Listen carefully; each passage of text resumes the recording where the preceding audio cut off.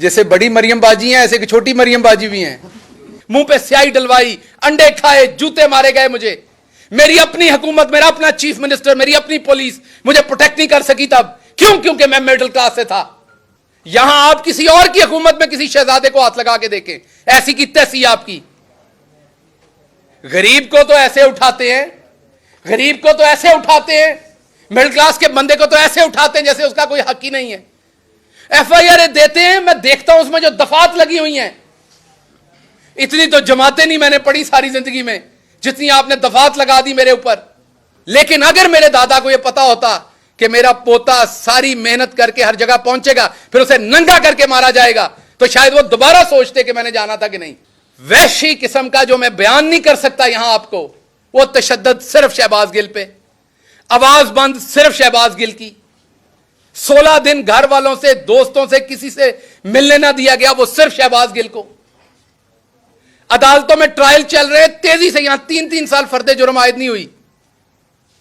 मेरे पे 2 महीने के अंदर फर्दे जुर्म आयद करनी, जिसमें सजाए मौत है, जिसमें उम्र कैद है। क्यों? क्योंकि मैं उस इस्माइल गिल का पोतरा हूं जो लोअर मिडिल क्लास से था, अनपढ़ था, वहां से उठ के यहां आ गया था। उसकी यह गलती थी। तो 1 घंटा लगता था टांगें गर्म करने में। टांगें अकड़ी होती थी जब मोटरसाइकिल से उतरते थे, खड़े नहीं हुआ जाता था सीधा। इसलिए कहता हूं कि मैं मिडिल क्लास से हूं। तकरीबन मेरा ख्याल पहली दफा 11वीं जमात में पता चला कि ये पिज्जा भी कोई चीज होती है, बर्गर भी कोई चीज होती है। हमारे यहां सेब तब आता था जब कोई बंदा बीमार होता था। हमारे यहां किन्नू खाया जाता था क्योंकि घर का होता था। तरबूज खाया जाता था क्योंकि घर का होता था। यही 2-3 फ्रूट हमें पता थे। तो इसमें से निकल के शहबाज गिल पढ़ते पढ़ाते पीएचडी की शहबाज गिल ने लीडरशिप में, क्योंकि शहबाज गिल के बड़े ख्वाब थे। 30 स्टूडेंट थे मेरे साथ। कितने जी? मेरे प्राइमरी स्कूल में 5वीं जमात में जब हम पास आउट हुए तो 30 स्टूडेंट थे। उन 30 में से एक हमारी बहादुर पाकिस्तान बहरिया के अंदर सिपाही के तौर पर 10वीं जमात के बाद दाखिल हो गया, और दूसरा शहबाज गिल। बाकी उन 30 में से किसी ने मैट्रिक पास नहीं की। तो शहबाज गिल ने बड़े ख्वाब देखे। शहबाज गिल सोचता होता था, फिल्में देखता था हॉलीवुड की कि अमेरिका की भी यूनिवर्सिटियां हैं। शहबाज गिल एक यूनिवर्सिटी में पढ़ाने गया, मैं नाम नहीं लूंगा, प्राइवेट यूनिवर्सिटी थी इस्लामाबाद की। उन्होंने मेरा इंटरव्यू लिया। इंटरव्यू में मैं नंबर 1 आया। वो अभी भी प्रोफेसर साहब हैं, एक यूनिवर्सिटी के वाइस चांसलर हैं। बाद में मेरी उनसे बड़ी दोस्ती बनी, लेकिन उनको किसी की सिफारिश थी तो उन्हें वो बंदा सेलेक्ट करना पड़ा। तो मेरा दोस्त जो मुझे साथ लेके गया था, वो मुझे बाहर पूछता है कि नहीं बात बनी। मैंने कहा नहीं, यूनिवर्सिटी बहुत छोटी है, मुझे ऐसी यूनिवर्सिटी में पढ़ाना है जिसके कॉरिडोर लंबे हों ताकि मेरा कोट उड़े जब मैं उसमें चलूँ। तो ये राणा साहब हाई कोर्ट में चलते हैं ना, तो इनके कोट उड़ते हैं। तो मैंने फिल्मों में देखा था कि प्रोफेसर्स के कोट होते हैं, वो पहनते हैं और वो कोट उड़ते हैं। तो वो ख्वाब देखता था मैं पीएचडी की लीडरशिप में, अपने पैसों से, किसी स्कॉलरशिप के बगैर। पोस्ट डॉक्टरेट करने के लिए हुकूमत पाकिस्तान ने स्कॉलरशिप दिया। जरदारी साहब बैठे हुए थे उस टाइम। उन्होंने कहा सैलाब आ गया, पैसे खत्म हो गए, गिल साहब तो कोई पैसा नहीं देना। सो अपनी चीजें बेच के, अपनी प्रॉपर्टी बेच के मैं पोस्ट डॉक्टरेट करने के लिए अमेरिका चला गया। अमेरिका की दूसरी बड़ी university, university of Illinois Urbana champagne, और पूरे अमेरिका में इंटरनेशनल स्टूडेंट्स होस्ट करने वाली, जिस यूनिवर्सिटी में इंटरनेशनल स्टूडेंट पूरे अमेरिका में सबसे ज्यादा हैं, वो यूनिवर्सिटी है। जिस यूनिवर्सिटी में मैंने पढ़ने का ख्वाब नहीं देखा था, अल्लाह रब्बुल इज़्ज़त ने करम किया और टाट स्कूल वाला बच्चा वहां पर 30 साल की उम्र में प्रोफेसर बन गया। पढ़ाना शुरू हुआ तो हम लोअर मिडिल क्लास से मिडिल क्लास में आ गए। हमारे यहां आसूदगी हो गई। अभी मैं अपने करियर के पीक तो मैं उसे नहीं कहूंगा, थोड़ा सा ऊपर था तो मैं पाकिस्तान आता था बाकायदगी से, क्योंकि मैंने वहां की नेशनलिटी नहीं ली हुई थी। तो मेरी खान साहब से मुलाकात हुई, उन्होंने दावत दी, असद उमर साहब, खान साहब, उन्होंने दावत दी कि पाकिस्तान के लिए बड़ा ज़रूरी है कि पढ़े लिखे मिडिल क्लास के लोग आएं। पाकिस्तान को लूट लिया गया है यहाँ की अशराफिया ने। आप जैसे लोग जो अपने मसाइल से निकले हुए हैं, आपको इन मसलों का पता है।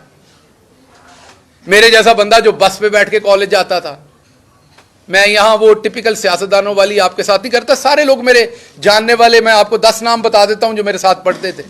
गांव से होंडा CD70 के ऊपर बैठ के गवर्नमेंट कॉलेज फैसलाबाद आते थे। 25 किलोमीटर का सफर था।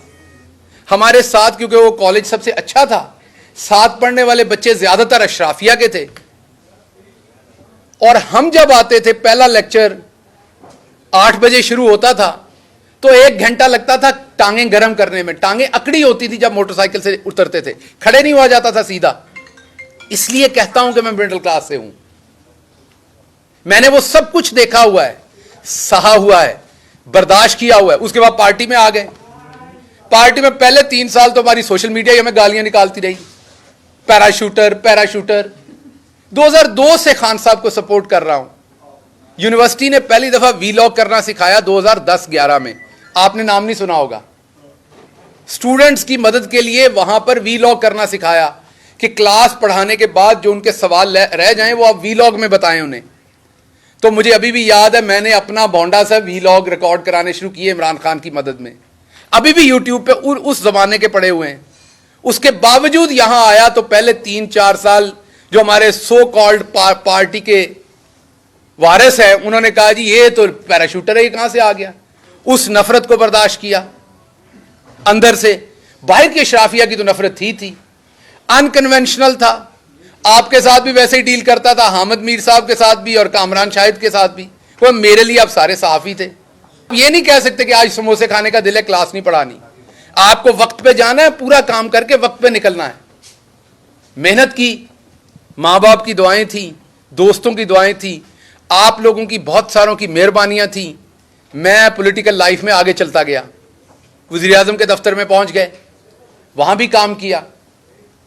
लेकिन जहां जहां मैंने काम किया, मेरे कंधों पर 29 लोगों का वजन था हमेशा।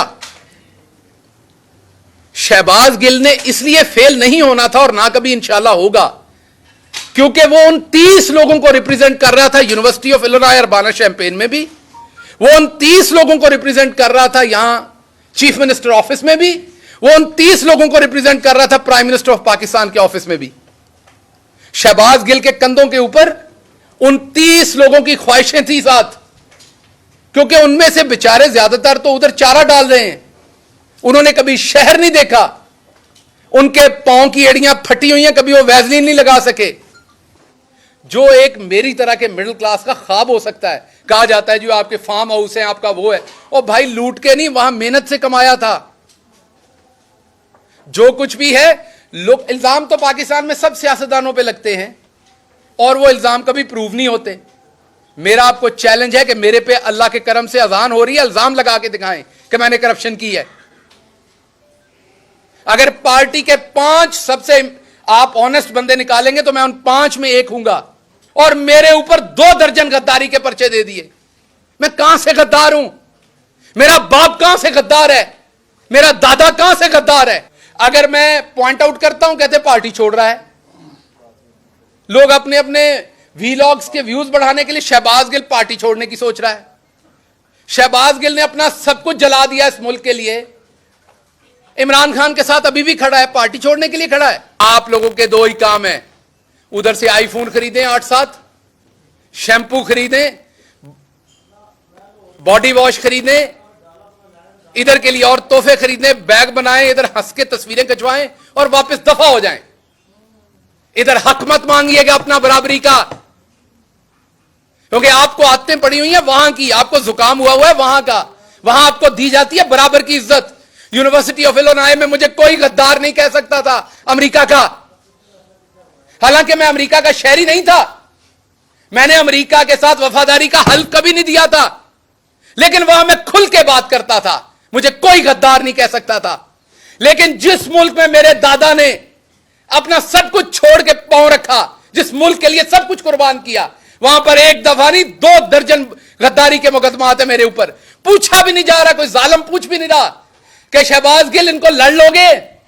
अब आपने अगर मुझे उम्र कैद या आपने मुझे सजाए मौत देनी, वो तो 1 पर्चे में ही दे लोगे, तो 2 जान छुड़ाओ। आपने मुझे सजाए मौत देनी, दे दे, जान छुड़ाएं। क्योंकि मैं इस जिल्लत की जिंदगी में सजाए मौत से कम आपसे नहीं लूंगा। देनी है तो अब आपको मुझे सजाए मौत देनी है। मैं अदालत से मांगूंगा कि मुझे सजाए मौत दी जाए, क्योंकि मैं इस जिल्लत की जिंदगी नहीं जीना चाहूंगा। जो आप मेरे माथे पे लिख रहे हैं, इस्माइल गेल का पोता गद्दार नहीं है इस मुल्क का।